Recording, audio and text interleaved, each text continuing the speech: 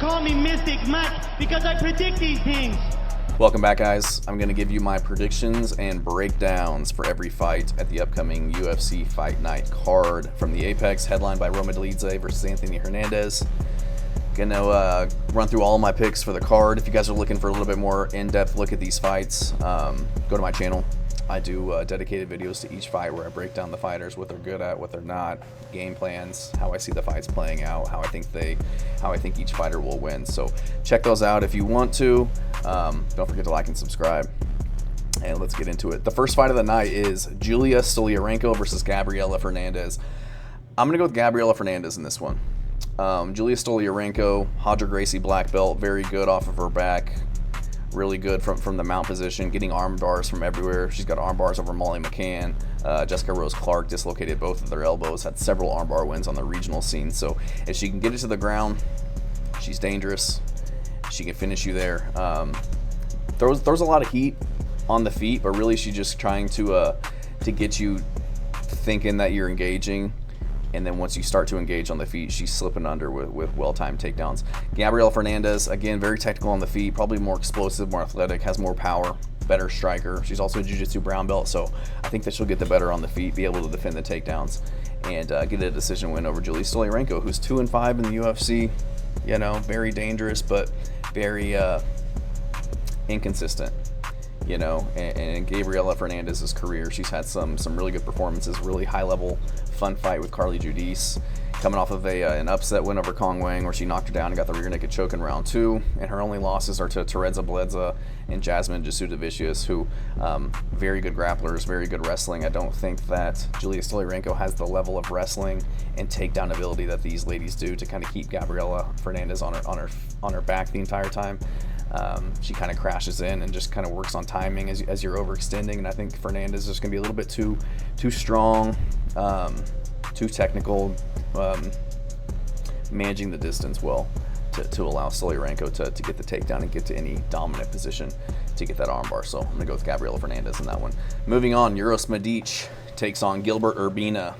Both these guys, I'm not really sure about Uros Medic anymore. You know, I used to think he was pretty decent. But now he's shown an ability to get finished. Got finished pretty quickly by Punahele Soriano back in January, so I'm not really sure where his chin's at because got hurt by Joselyn Turner in their fight and then got choked out, and that was at lightweight. His wins are against, not the best competition. Got out grappled by Miktabek Oralbai, but that was on short notice replacement. But Gilbert Urbina, again, I just think he's kind of rudimentary on the feet. He can be aggressive. We saw him get aggressive against Brian Battle in their fight. Had some decent grappling against Orion Kashi, but in the Charles Radtke fight, he just couldn't get anything going. Had no presence in the cage. Didn't look like he really wanted to engage with Radtke, even though he had a huge reach advantage over him, and ended up getting knocked out pretty much twice in that fight. So I think I'm going to go with Medic. I just think he's the more technical striker.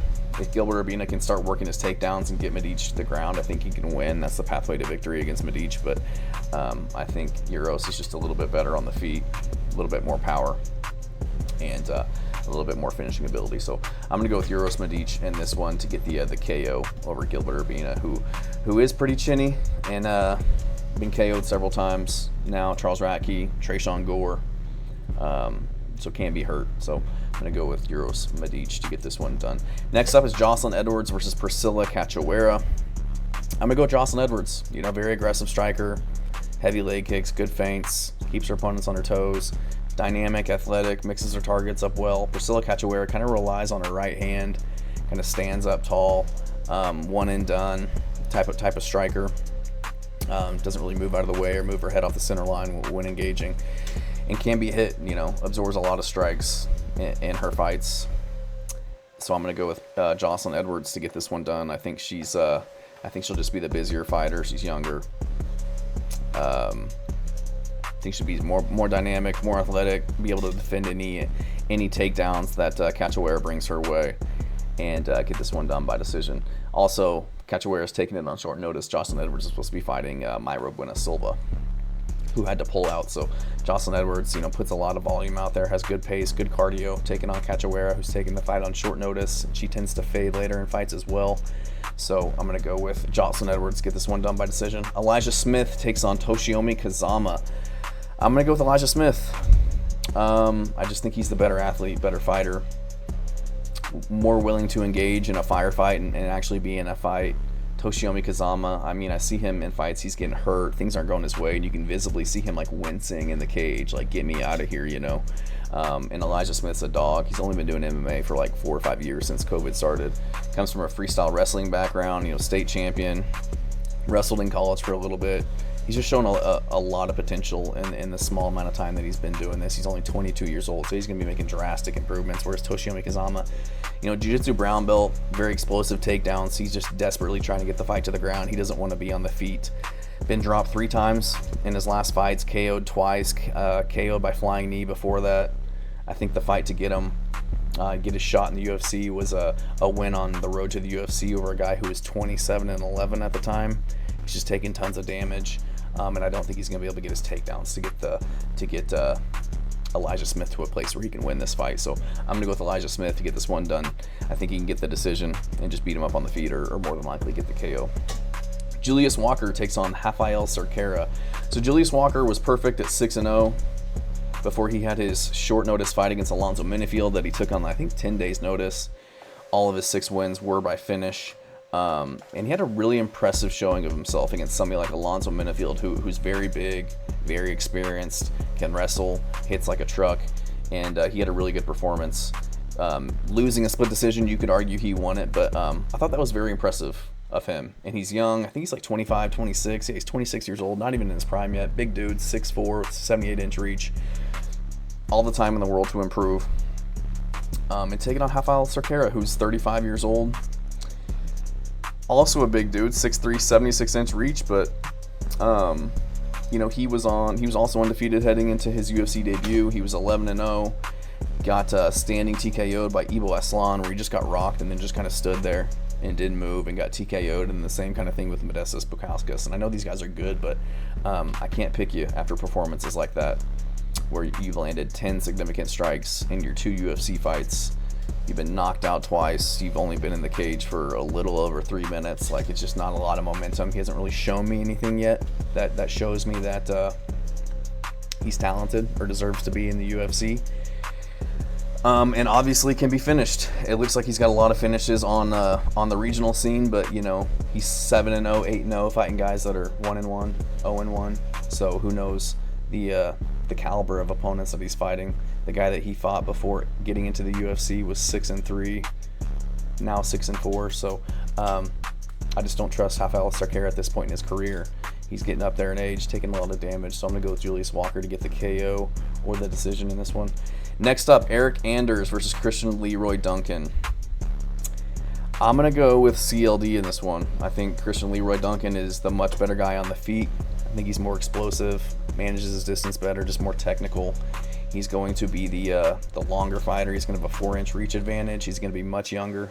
He's going to be 8 years younger than Eryk Anders, who just doesn't have a good win in the UFC, honestly. He's coming off of a ground and pound win over Chris Weidman, but Chris Weidman gave up in that fight. Just gave up. He got dropped in that fight too. Was dropped by Jamie Pickett. Was dropped by Marc-Andre Barriault. Finished by Andre Muniz. Was knocked down like 4 times by Khalil Roundtree.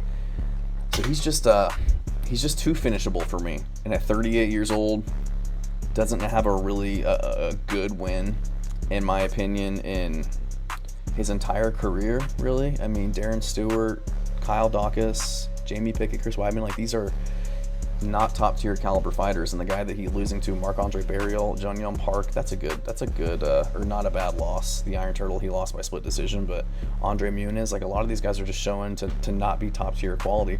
And Christian Leroy Duncan, he looked really good, like, very confident in this last fight against Pulyayev, just kind of beating him up, walking him down. He did lose to Gregory Rodriguez, but I can excuse that loss. Rodriguez is a stud. So Christian Leroy Duncan, younger, more explosive, more athletic, better striker, decent takedown defense at 72% to kind of take down, or to defend the takedowns that Eryk Anders is going to try and bring to the fight.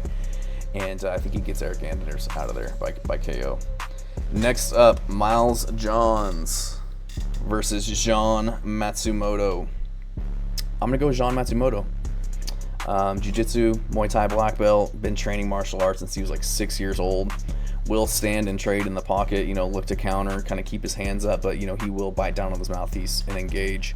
Doesn't have the best takedown defense, which is a concern against Miles Johns, but he does do a good job of scrambling back up to his feet. I think Dan Argueta got him down like 9 times. He was able to scramble back up to his feet and eventually get the finish. And Miles Johns kind of uses his wrestling in reverse, doesn't really shoot a lot of takedowns. It's more just kind of stand and bang and throw his big looping right hands, which is really all that he has. He's a standout wrestler, but he has a lot of power in the hands, and kind of throws one and done big right hands. So really all you have to worry about is the takedown in the right hand from him. And I feel like he tends to gas later into the fight, so I think Jean Matsumoto is just much more well-rounded, better on the feet, better on the ground, probably not as good of a wrestler, but I think everything put together, he's able to scramble back up to his feet or threaten with submissions or just maintain distance against Miles Johns, who's going to be throwing one punch, maybe 2 punches, and Jean Matsumoto is going to be returning with multi-punch combinations. He extends his combinations very well, regardless of what's coming back his way. He was undefeated at 16-0, coming in off of a loss over Rob Font, which he took on short notice, lost by split decision. Very close fight. You could argue he won it, but regardless, Rob Font's a very tough dude, and he did very well on short notice against him. So I'm going to go with Jean Matsumoto. I think he gets this one done by decision. Next up, Andre Fili versus Christian Rodriguez. I'm going to go with Christian Rodriguez. It's hard to doubt Christian Rodriguez anymore. He's fraud-checked many of a young up-and-comer, Raul Rosas Jr., Cameron Simon, Isaac Dolgarian, Austin Bashi. Had a really good performance against Austin Bashi. Lost to Julian Erosa, which is weird. That was kind of a weird fight. He was getting kind of walked down and eventually got guillotine choked. Lost to Melquizael Costa in his last fight, but Costa is very good. I think he's very underrated. He's on a big streak of his own, I think, of like 4 or 5 fights. Yeah, 4 wins. And this is the first time he's really fighting an experienced vet, somebody who's not kind of on the come up. So it will be interesting to see if he can kind of hang with somebody like Fili, who's been in the UFC for so long. He's fought the who's who.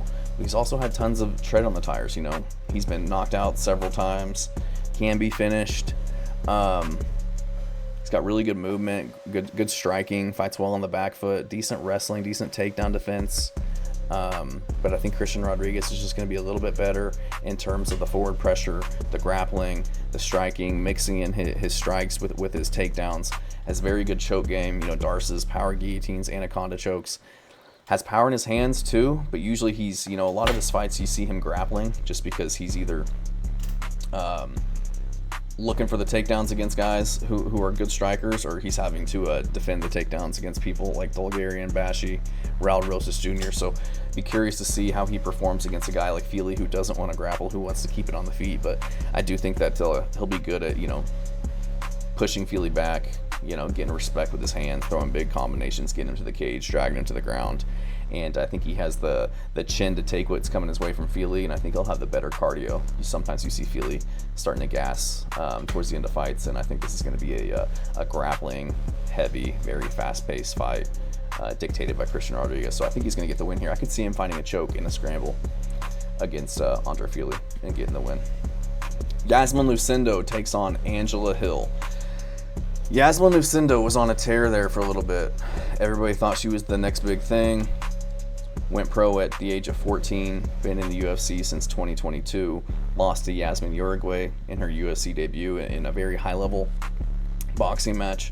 Got four wins in a row before she ran up against Amanda Lemos. Couldn't get her takedowns, couldn't really get anything going. Looked like she started to kind of gas and lost that by decision. And Angela Hill, another crafty veteran like Amanda Lemos. She's 40 years old, 18-14, very deceiving record because she has fought a lot of good competition, and a lot of her losses that come by split decision, you can argue that she won. But she's fought everybody in women's MMA. Tabitha Ricci, Denise Gomez, beat Gomez, lost to Tabitha Ricci by decision, but just coming off a win over Ketlin Souza, lost to Mackenzie Dern, beat Lupi Godinez, lost to Verna Jandaroba, Amanda Lemos, Tisa Pennington. A lot of these decisions you can argue went her way. So a lot of high-level experience for Angela Hill. So that's why I'm going to go with her in this one. I think she's a little bit crispier on the feet with a little bit more technical striking. Good jab, good feints. lots of volume, good pace and cardio, tons of experience. Much more experience than Iasmin Lucindo. There's nothing that Lucindo's going to be doing that she hasn't seen before. She's got 75% takedown defense, so I think she'll be able to kind of keep it on the feet and outpoint Iasmin Lucindo, who, you know, does have power, but she kind of just wings punches at times, looking to get her takedowns. She throws with bad intentions, really wide hooks, moves well laterally. She's a judo black belt, so she's looking to get her takedowns from like the body lock and the clinch position. But I feel like Angela Hill, with her experience and her takedown defense, her Muay Thai experience, I think she'll be good in the clinch, be able to, you know, defend a lot of the takedowns coming her way from Lucindo, because I think Hill will be stronger. I think she'll be the stronger fighter here, and we saw Iasmin Lucindo struggle against the stronger, more experienced vet in Amanda Lemos her last time out. So I think Angela Hill, maybe she gets taken down a few times, but stays safe, scrambles, gets back up to her feet to win the engagements on the feet, and gets a decision in this one. Steve Erceg versus Ode Osbourne. So Steve Erceg was supposed to be fighting Alex Perez, who had to pull out, and then he was supposed to fight Hyung-Sung Park, who got pulled up to fight Tatsuro Taira last weekend. And now he's taking on Ode Osbourne, coming in off of a vicious knockout over Luis Garule back in April. Before that, had lost 3 straight fights. So been very 50-50 in his career. But he is a very good striker, you know, very fast, very powerful. He's probably going to have the speed advantage and the reach advantage in a lot of his fights. He was a standout high school wrestler, wrestled in college for a little bit, but doesn't have the best takedown defense regardless of that. But he does have good offensive wrestling. He'll mix in with his takedowns, jiu-jitsu purple belt. So he's got a lot of things, a lot of stats, and a lot of accolades. But I could say the exact same thing for Steve Erceg. And I think Steve Erceg gets this one done just because everything that Ode Osbourne does, I think he does a little bit better. Like Steve Erceg, he's a national wrestling champion from Australia, great boxing, jiu-jitsu black belt. So he's going to have the jiu-jitsu advantage in this one. I think his wrestling will be able to nullify Ode Osbourne's takedowns. I could see him mixing in his wrestling as well against Ode Osbourne. And I think his boxing is very good. I think he moves very well.